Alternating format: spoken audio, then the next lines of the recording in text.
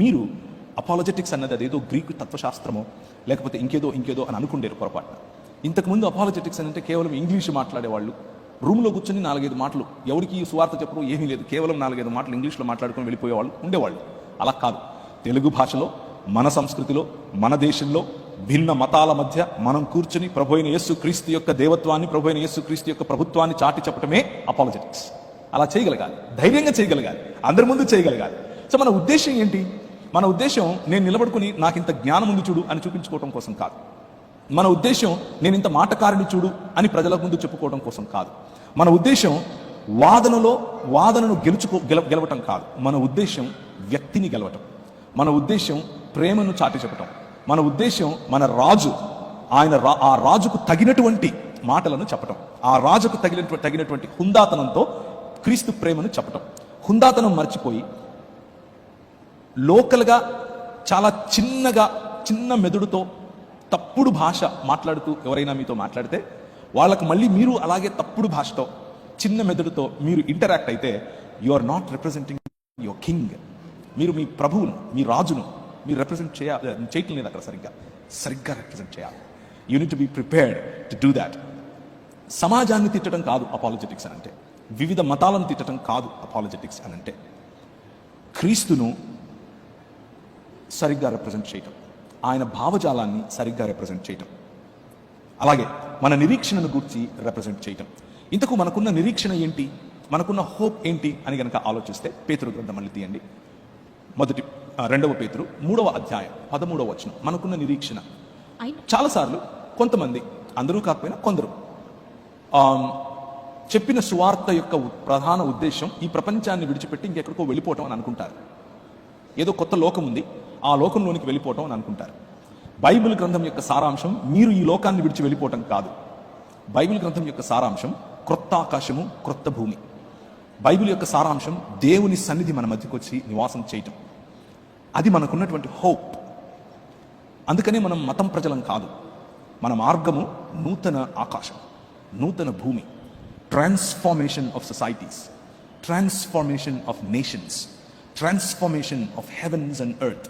భూమి ఆకాశములను రూపాంతరము చెందించి క్రొత్తగా చేసేటటువంటి ప్రాజెక్టులో, పునరుత్థానము చెందించేటటువంటి ప్రాజెక్టులో ప్రభు అయిన యేసు ఉన్నాడు. మీ రాజు ఉన్నాడు. ఆ రాజు అనుచరుడు వినువు, ఆ రాజు ప్రతినిధి వినువు. ఆ ప్రాతినిధ్యం అయినను మనం ఆయన వాగ్దానమును బట్టి క్రొత్త ఆకాశముల కొరకును క్రొత్త భూమి కొరకును కనిపెట్టుచున్నాము, వాటి యందు నీతి నివసించును. ద కింగ్డమ్ ఆఫ్ గాడ్, దేవుని రాజ్యం, న్యాయము, కనికరము, దీన మనస్సు కలిగినటువంటి మానవ మనుగడను పెంపొందించడం. This is what we are called for. మతం చెప్పడం కోసం కాదు. Apologetics is not about propagating a religion. ఒక మతాన్ని చెప్పుకోవడం కోసం మనం పిలువబడితే అది అపాలజెటిక్స్ అని పొరపాటున అనుకుండేరు. That is not what it is.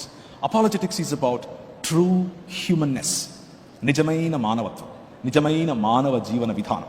దాన్నే ద కింగ్డమ్ ఆఫ్ గాడ్ అని పిలుస్తారు. దేవుని రాజ్యం. ఆ దేవుని రాజ్యాన్ని మనం కట్టడం కోసం ఈ అపాలజెటిక్స్ అన్న పద్ధతిని వాడాలి. ఉపయోగపడితే, అవసరం పడితే వాడాలి. యేసు అనే రాజు యొక్క రాజ్యంలో ఠీవిగా ఆయనతో కలిసి కాన్ఫిడెంట్గా ప్రజలతో చేయి కలిపి మాట్లాడగలగాలి. ఉదాహరణకు 2వ కొరింథీయులకు రాసిన పత్రిక 10వ అధ్యాయం. మేము శరీరధారులమై నడుచుకొనుచున్నను శరీరము ప్రకారము యుద్ధము చేయము. మొట్టమొదటి విషయం మీరు గుర్తుంచుకోవాల్సింది, whether you believe it or not, you are in a war. మీరు ఒప్పుకున్నా ఒప్పుకోకపోయినా, మీకు ఇది అర్థమైనా కాకపోయినా, ద మొమెంట్, ఏ క్షణమైతే నువ్వు ప్రభు అయిన యేసు క్రీస్తును నీ సొంత రక్షకుడిగాను అంగీకరించావో, ఏ క్షణమైతే నువ్వు ప్రభు అయిన యేసు క్రీస్తు బిడ్డగా నిన్ను నువ్వు ఎన్నుకున్నావో, నిన్ను నువ్వు ఎంచుకున్నావో, ఆయనను వెనక నేను ఆయనను వెంబడిస్తాను అని నిర్ణయించుకున్నావో, ఆ క్షణమే యు ఆర్ ఇన్ వార్. నువ్వు ఒక యుద్ధంలో ఉన్నావు. ఆ యుద్ధం శరీర సంబంధమైంది కాదు, మనిషితో కాదు. మతాలు మనిషితో యుద్ధం చేయమని చెప్తాయి. మతాలు మనిషిని విడదీస్తాయి. కులం పేరున, మతం పేరున, భాష పేరున, ప్రాంతం పేరున, భావం పేరున, దృక్పథాల పేరున మనిషిని విభజిస్తాయి. ఇది మార్గం, ఇది ఐక్యపరచేటటువంటి మార్గం. ఈ ఐక్యపరచేటటువంటి మార్గంలో వివిధ భావజాలాలతో నీకు యుద్ధం ఉంది. అంధకార సంబంధమైన దురాత్మ సమూహములతో నీకు యుద్ధం ఉంది. దాన్ని గ్రహించాలి. మనిషితో యుద్ధాన్ని పక్కన పెట్టాలి. We are fighting with the powers and principalities of the air. అది ఆ స్పృహలో ఉండాలి. యుద్ధంలో ఉన్నావు అని గుర్తుపెట్టుకో. అయితే శరీరధారులమై మనం నడుచుకున్నా శరీరం ప్రకారం మనం యుద్ధం చేయకూడదు. మా యుద్ధోపకరణములు శరీర సంబంధమైనవి కావు గాని దేవుని ఎదుట దుర్గములను పడద్రోయజాలినంత బలము కలవై ఉన్నవి. దేవుని ఎదుట దుర్గాలు. What are these lofty things that we are talking about? దుర్గాలంటే ఏమున్నాయి? There are many lofty things in this world. Religion ఒక దుర్గం, ఫైనాన్షియల్ రంగం ఒక దుర్గం, రక్షణ రంగం ఒక దుర్గం, రాజకీయ రంగం ఒక దుర్గం, ఫ్యాషన్ ఇండస్ట్రీ ఒక దుర్గం, మ్యూజిక్ ఇండస్ట్రీ ఒక దుర్గం, ఎంటర్టైన్మెంట్ ఇండస్ట్రీ ఒక దుర్గం, స్పోర్ట్స్ ఒక దుర్గం. ఈ దుర్గాలన్నీ కూడా ఏం చేస్తున్నాయి? అవి దుర్గములను పడద్రోయజాలినంత బలము కలిగింది మన భావజాలం. ప్రతి దుర్గాన్ని విడిపించాలి. బికాస్ ఎందుకు విడిపించాలి అనంటే అంధకార సంబంధమైన దురాత్మ సమూహముల యొక్క, లేకపోతే ఈ లోక దేవత యొక్క, ఈ లోక మర్యాదలో ఉన్నటువంటి రాజు దేవుడి యొక్క ప్రభావంలో ఇవన్నీ ఉన్నాయి. ఆ ప్రభావం నుంచి వీటిని విడిపించాలి. That is what apologetics is. Apologetics అనంటే నోరేసుకుని వాగటం కాదు. It's about a bigger thought. It's about larger than life అన్నటువంటి ఆలోచన. Thinking about your king every single time. Representing your king in every sphere and walk of life లైఫ్. ప్రతి ఇండస్ట్రీలో కూర్చున్న వాళ్ళు, గవర్నమెంట్ ఉద్యోగులు అయితే అక్కడ, ఇంజనీరింగ్ చేస్తే అక్కడ, పోలీస్ ఉద్యోగంలో ఉంటే అక్కడ, రక్షణ రంగంలో ఉంటే అక్కడ, టెక్నాలజీలో ఉంటే అక్కడ, మ్యూజిక్లో ఉంటే అక్కడ, ప్రతి చోట కూడా ప్రభు అయిన యేసు క్రీస్తు యొక్క ప్రభుత్వాన్ని చాటి చెప్పాలి. That is where your war is.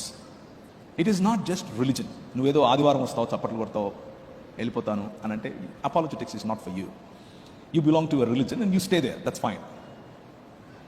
But if నువ్వు ఈ మతానికి పైగా క్రీస్తు అనే రాజుకు అనుచరుడిగా, క్రీస్తు అనే రాజుకు ప్రతినిధిగా బ్రతకాలి అని అనుకుంటే, మేము వితర్కములను, దేవుని గురించిన జ్ఞానమును అడ్డగించి ప్రతి ఆటంకమును పడద్రోసి ప్రతి ఆలోచనకు క్రీస్తుకు లోబడినట్లు చెరపట్టి మీరు సంపూర్ణ విధేయత కనపరుచినప్పుడు సమస్తమైన అవిధేయతకు ప్రతిదండన చేయ సిద్ధపడి ఉన్నాము అని పౌలు అంటున్నాడు కదా.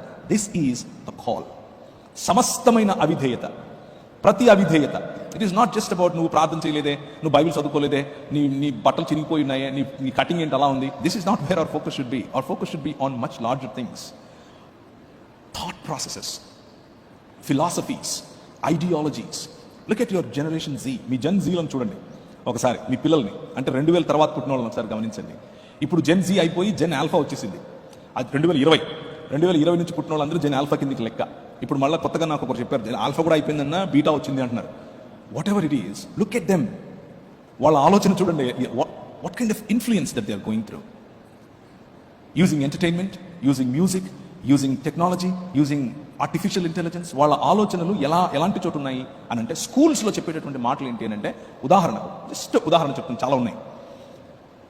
LGBTQ అనే community, lesbians, gays, bisexual, transgender and queer, 5 రకాలుగా. దీస్ ఆర్ ఆల్ యాక్సెప్టబుల్ అని చెప్తున్నారు స్కూల్స్లో. This is all good. This is embracing diversity. మంచి పదాలు వాడుతున్నారు, పిల్లల మైండ్స్లో చెప్తున్నారు. And as a church, as a representative of king who made, స్త్రీని గాను పురుషుని గాను నరుణ్ణి చేశాడు. ఇది ఒక భావజాలం. ఈ భావజాలాన్ని రిప్రజెంట్ చేయగలగాలి, ఈ భావజాలాన్ని ప్రజల మధ్యకి తీసుకెళ్ళగలగాలి.